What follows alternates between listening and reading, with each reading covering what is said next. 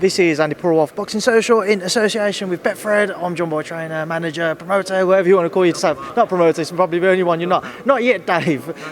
Used to be, exactly. So, but here we are, here in Nottingham. Ian Alcock came into the gym with a fighter for sparring yesterday, and he said to me, he says, I was at your show that you promoted 20 years ago. I went, fuck off 20 years ago. It was about 10 years ago. And I'd looked at days. It was 20 years ago. I was promoting 20 years ago. Shit. Do you ever fancy getting back into that side of things, Dave, on the small horsey? No. But never say never, but no. That's fair enough, Dave. Obviously, it's too hard. It's really hard. There's no opponents.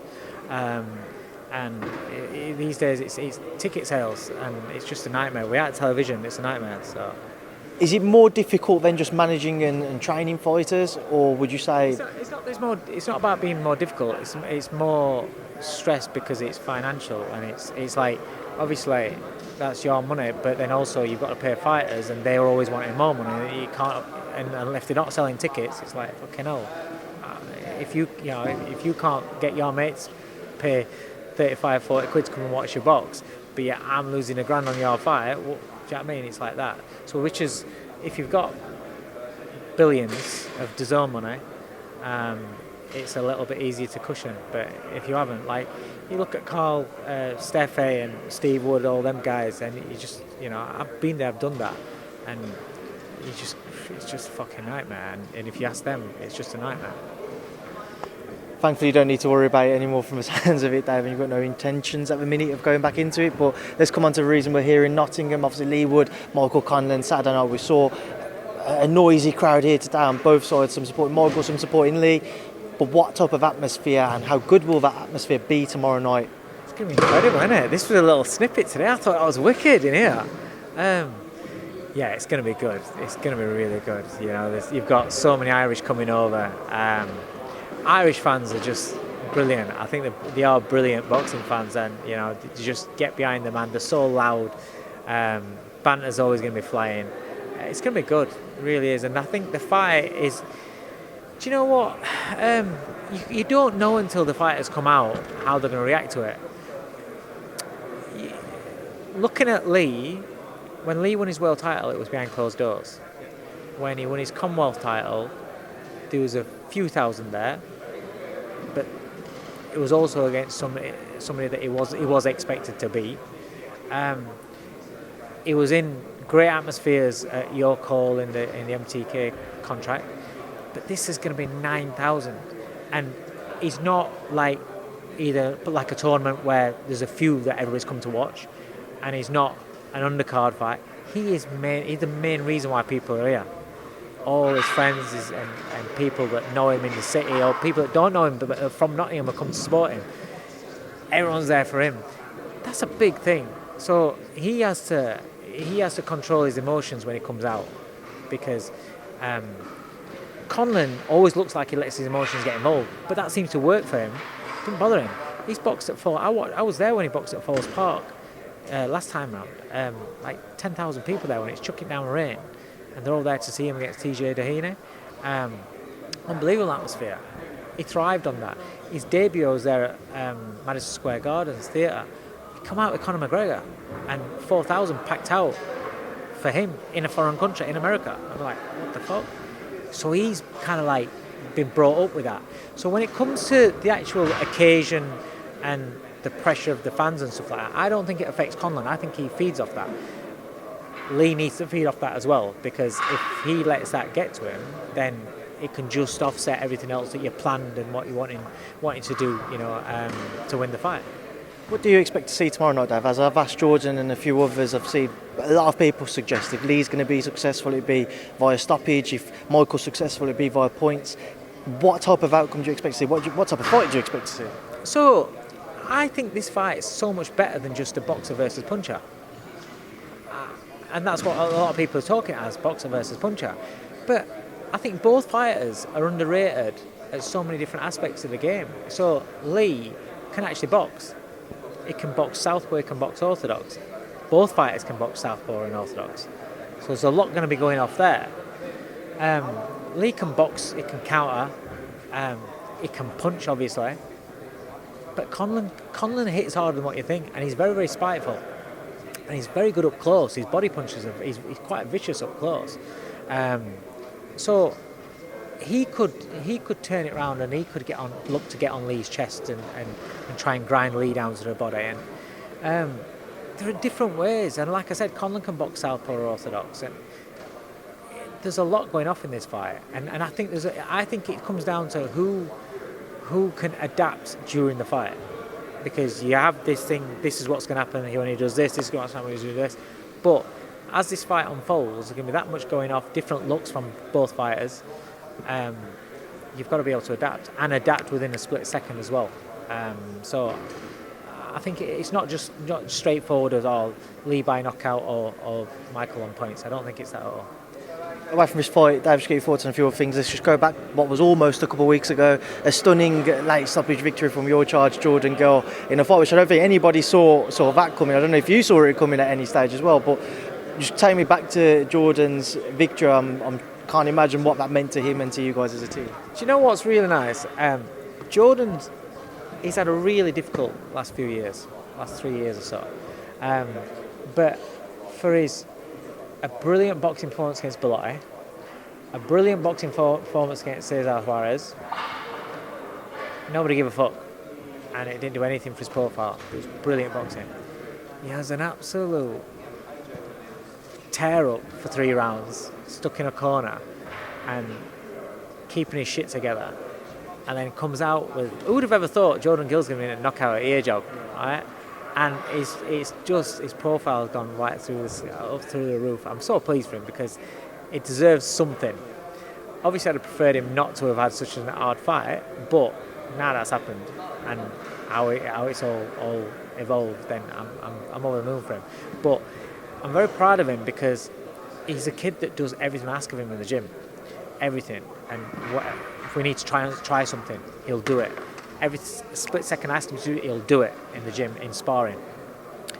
But then to be able to do that and trust himself and trust what he knows he's capable of in a crisis, that's what it counts. That's where it counts. It's all right doing it when everything's going your way, but that was a crisis. That was a real crisis.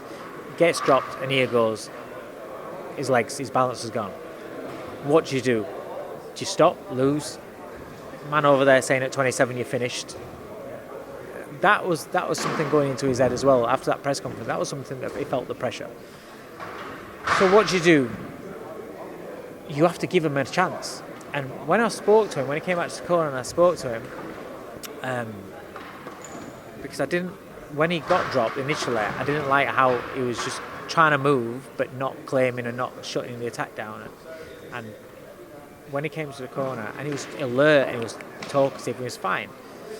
So that allowed me to give him an opportunity to do what he's done countless of times in sparring and trust himself in a fight, in a crisis. And the first attack that Guerfi throws at him, and he's blocking, riding and slipping, I knew he was fine.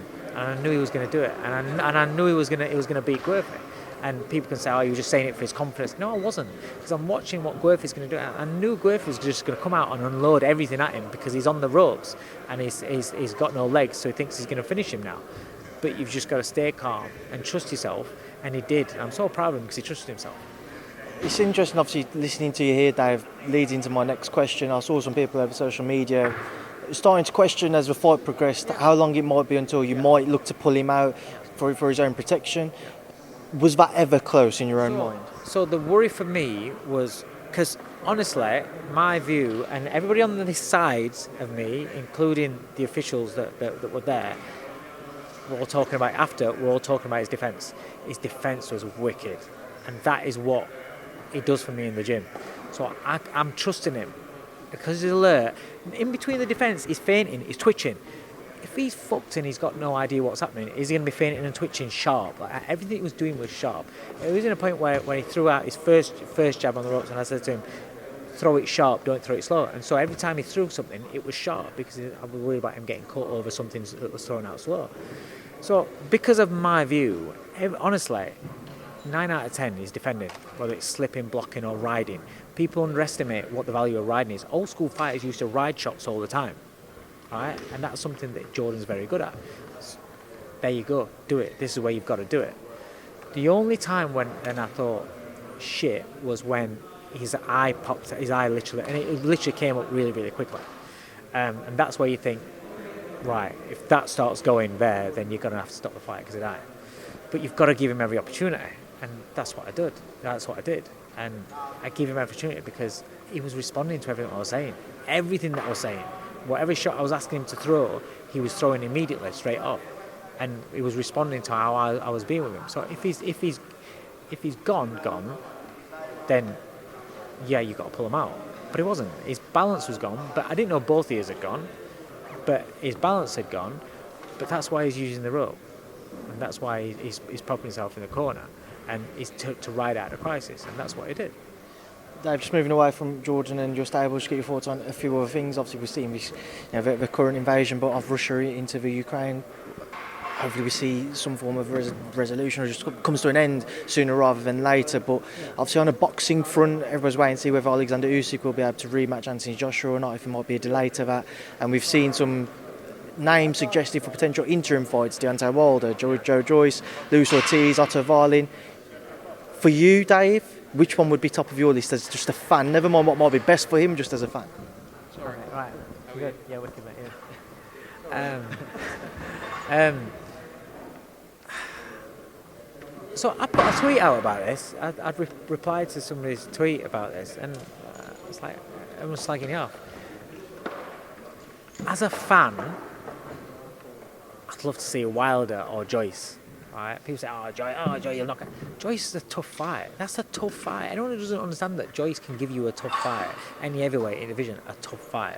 Whether he beats him or not doesn't matter. But he will, whenever he's stood up, he's giving you a tough fight. So that makes for an exciting fight. So as a fan, Wilder, Joyce. If I've got anything to do with AJ, or if I'm a fan of AJ, and if I want AJ to do well, which I do, and I'd love him to get his belts back, but I want him to go into that fight giving himself the best chance of getting his belts back, because that's such a massive, massive task. So then therefore, my head as a trainer, or if I'm a manager, I would be like, well, we need a southpaw. Because somebody said, you can spar south. Well, if you're fighting fucking Wilder or Joe Joyce, you're not going to be spending that camp preparing for them sparring southpaws. He's got to give himself the best chance of beating Usyk. So if he's got a fight against a southpaw, he's got the last camp against southpaws, preparing for Usyk. This camp preparing for Wallin or Ortiz, right, sparring southpaws, and then the camp for Usyk. That's 3 camps back to back against southpaws. That's a good run. That's a good run of practice, drills, sparring, knowing what you struggle with against southpaw, taking it away, knowing what you can pull off against southpaws, improving what you're good at against southpaws. So I think for him to have the best opportunity, he needs to fight a southpaw. The problem is in this division is really the only 2 southpaws that are an option are Ortiz, who's 146 years old, and Wallin, who gives a shit about. Could have a Martin rematch. Somebody said that. Oh, fucking hell. So it's not really for the fans. Those 2 options are shit. For AJ, I think those 2 options are the best. Now, ultimately, if AJ fights Wilder, which I don't think ain't gonna happen on an interim fight, if AJ fights Wilder and beats Wilder, people are gonna turn around and say Tyson Fury ruined him. And he weren't that good anyway, right? So he's not going to get credit for that. If AJ beats Joe Joyce, people are going to say he gets hit with everything. What's he doing at world level anyway? Of course you should beat him. So he's not going to get anything anyway, any credit that way. So if you're not going to get credit for fighting those 2 guys anyway, that's not going to help you beat Usyk, which is your end game, which is to get your belts back. That is the end game. Prepare for the end game. Take the shit that you're going to get off of people in the short term, fight an Ortiz, who I would rather Ortiz than Wallin, because Ortiz is going to look to at this stage he looks to old Mania and walk you onto something, and so you've got to have a level of intelligence to negate that, and you've got to be thinking, and mentally that's draining. So that's going to be preparing in somewhat for the mental drainage and mental fucking torture that Usyk puts you under. So at least there's something that you can get from that, as well as being against a clever southpaw. So that it's not great. It's a no-win situation. But unfortunately, there's a lot bigger things going off in the world that's causing to a delay for his fight against Usyk. And with Usyk, you don't know what's going to happen because, like I said, he's got bigger things going on. What them guys are doing, they could be just, holed up with a family somewhere, but they're not. It's unbelievable what they're doing. But consequently, AJ's still got to get on with his own career, so he needs to have a fight.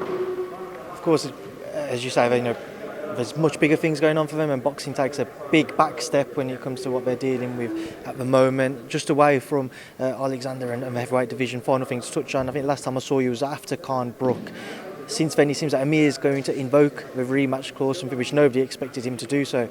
Do you think, Dave, if that's true and that happens, he's doing it because he believes he can beat him, or we've seen talk of him potentially stepping aside so Cal can get on with his career? Listen, I don't know.